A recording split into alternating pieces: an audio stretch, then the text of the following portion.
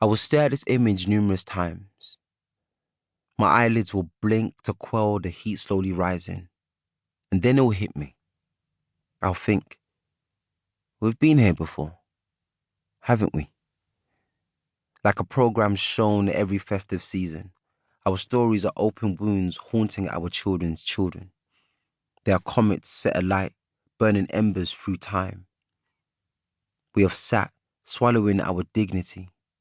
We've written countless books, think pieces, essays, each of them now at a loss for breath, explaining the norms of black bodies left on roadsides, like used furniture, amongst traffic lights and speed bumps, explaining why black bodies, unbeknownst to close family and friends, enter police custody as their final resting place.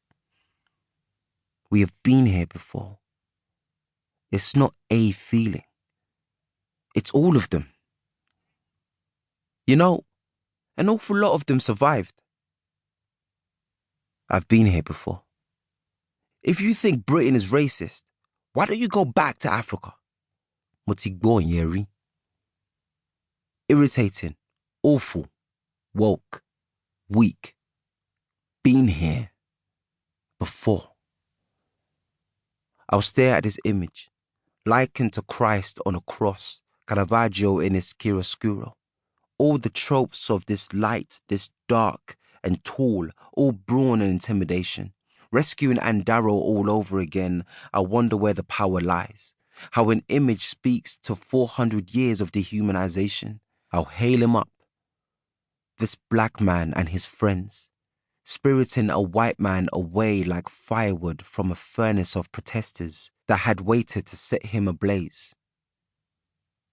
I'll smile at the joy of the hero's children, watching blackness celebrated, for once, not soaking in its own blood.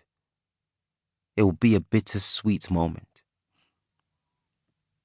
I'll question what the saved man's intentions had been before he met his reckoning. Would he consider aligning himself, his heart, with a cause that did not prioritize him? Would he feel the plight of a people continuously mourning death, a people robbed of opportunities, railroaded even when they protest in peace, still made to argue that their own lives matter?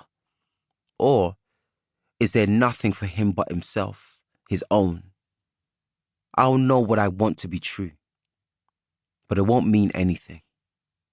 I've been burnt on this land before, believed I shared equal space until my mirror dispelled the illusion, still reminding me that this will never stop hurting. I'll stare at this black man, knowing he will be lying helpless next to the severed head of Madiba had this white man had his way. How forgiving a people, I'll think. I'll watch the journalist ask, how does it feel to be a hero? Or, what do you think he thinks of your act of kindness? I'll watch him answer for himself. I'll watch him answer for the man wanting to do him harm, the life he saved. Come forward, I'll think. Say something to this black man and his friends. Say thank you for carrying this hazardous body. Say you'll change your ways. Say anything. I'll watch on as a nation leaves the saved man in his silence. I'll be angry at the grace he's afforded.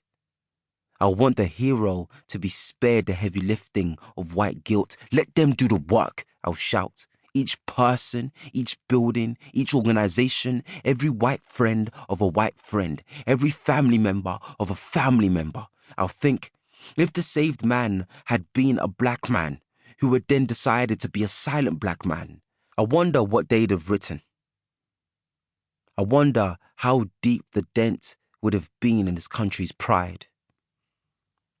I'll stare at this image, replaying conversations overheard, looked onto, read over the shoulder.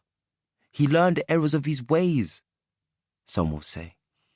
There's no such thing as black versus white. Look how he lifted the man away from danger, some will say. Is this how it works? How trauma folds itself in ocean waves?